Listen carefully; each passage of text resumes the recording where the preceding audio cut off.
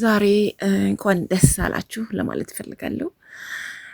ሄሉና ያብ እንግዲህ ያብ አገር ለቆ ሊሄድ ነበር። ሄሉ ይቅርታ ጠይቃ በእጇ አስገብተዋለች። እንደዚሁም ደግሞ ያው መመታቱ ቢቆጨውም ያው ትርቅን አምጥቷል።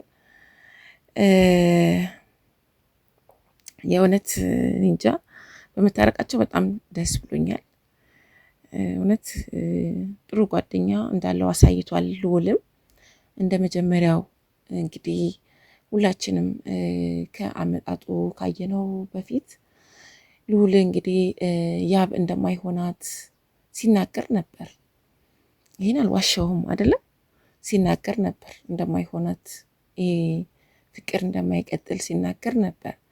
ያኔ እንዴ ልጅ ለምን ሄሉን ፈልጓት ነው ብለን ነበር ሁላችንም እንደ ማንኛውም ተመልካች ስናስብ የነበረው። ዛሬ ላይ ግን እንግዲህ ያው የተጣሉበትም መንስኤ ከልዑል ጋር አለሽ የሆነ ነገር አለሽ ሲል ነው ያብና ሄሉ ከልዑል ጋር የሆነ ነገር አላት እያለ ሲጠረጥር ነበረ። የጠረጠረ ተመነጠረ ነው የሚባለው። እና ለዚህ መንጠላት መንስኤ የሆኑት በልዑል ምክንያት ነበረ። ዛሬ ላይ ግን ልዑል ያንን ነገሮች አሸንፎ አሳይቷቸዋል ለሁላችሁም ፍቅር ምን ያህል እንደሆነ ጥሩ ጓደኝነትን አሳይቶ ዛሬ ሄሉና ያብ እንዲታረቁ አድርጓል።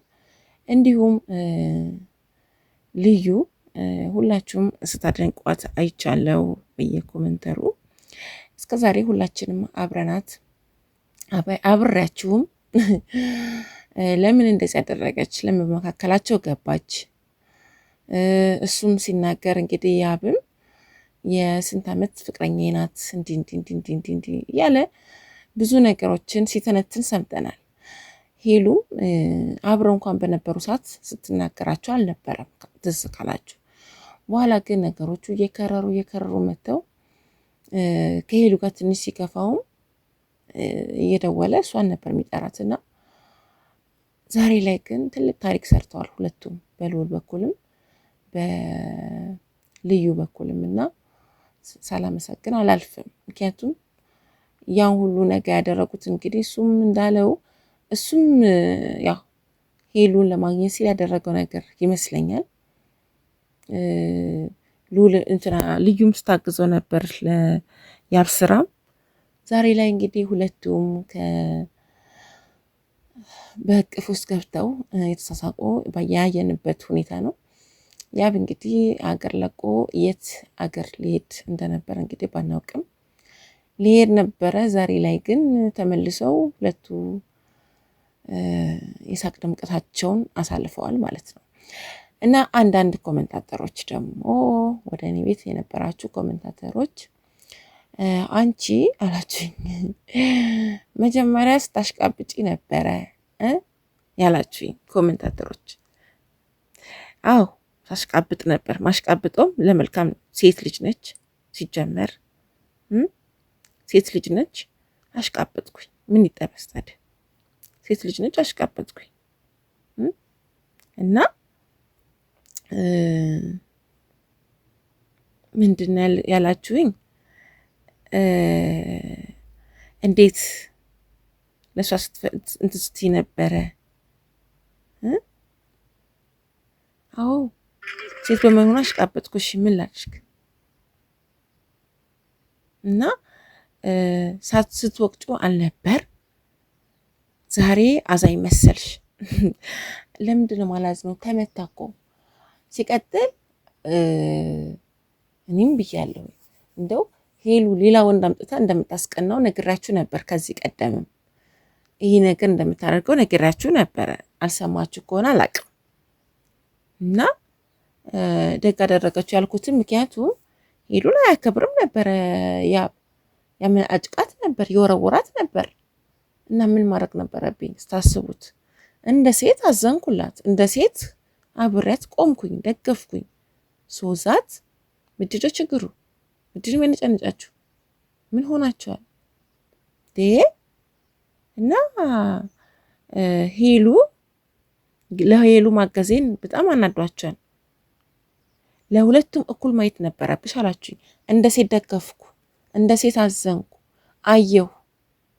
እሱ እኮ ይቅርታ እያለች ያ ሁሉ እያለቀሰች እየለመነች ዋጋ እየከፈለች አይታችሁ እኮ ነው። መኪና እስኪገጫት ሁሉ ያ ሁሉ የነበረችውን ዋጋ ራሱ አላሰበውም።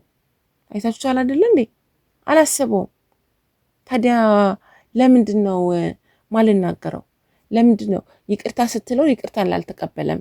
እሱ እኮ ቤቷ ሄዶ ይቅርት አድርጉልኝ ሲል እኮ ያኔም ደግፌ ያለው አይታችሁ ከሆነ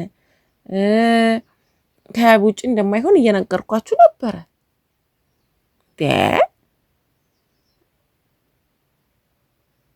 በጣም ያሳዝናል።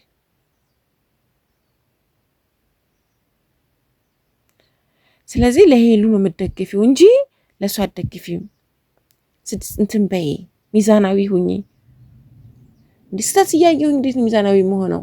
እሱ እኮ ይቅርታ ስትለው እኮ አላደረኩም ከልዑል ጋር። ዛሬ እኮ ከልዑል አልፎ ሌላ ወንድ እኮ ነው የመጣው። ምን ናቸዋል? ከልዑል አልፎ ሌላ ወንድ መጥቶ ጠፈጠፈው።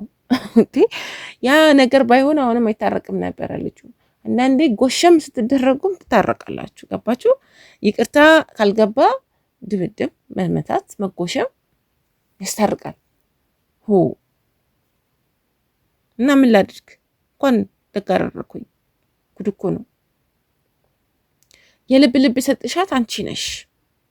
እሰይ እሱን እሳት ላይ ጥደሽው ሁሌ የምትሰሪው ያብን እየወቀጥሽ ነው። ጥፋቱ እኮ ነው መወቀጡ። ጥፋቱ ነው ጥፋቱ እኮ ነው። መሽቁቅ ያላችሁኝ እና ዛሬ ምን ተገኘና ለያብ አገዝሽ፣ አዛኝ ሆንሽ።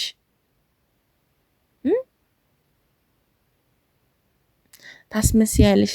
ስታስመሲ አንድ ሳይድ ይዘሽ ስታራግቢ ነበር። ግን ሁሌም ለሁለቱም በእውነት ቁሚ፣ አትፍረድ፣ ይፈረድብሃል። ሲጀመር እኛ ማን ሰውን ላይ የምንፈርደው?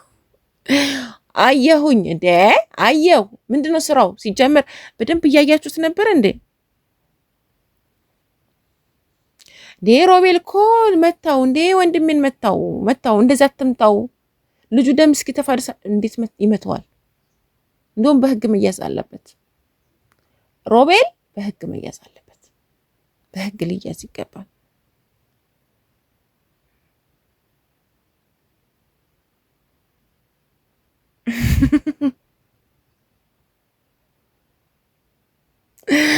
ኧረ ተው ቤተሰቦች እንዴ!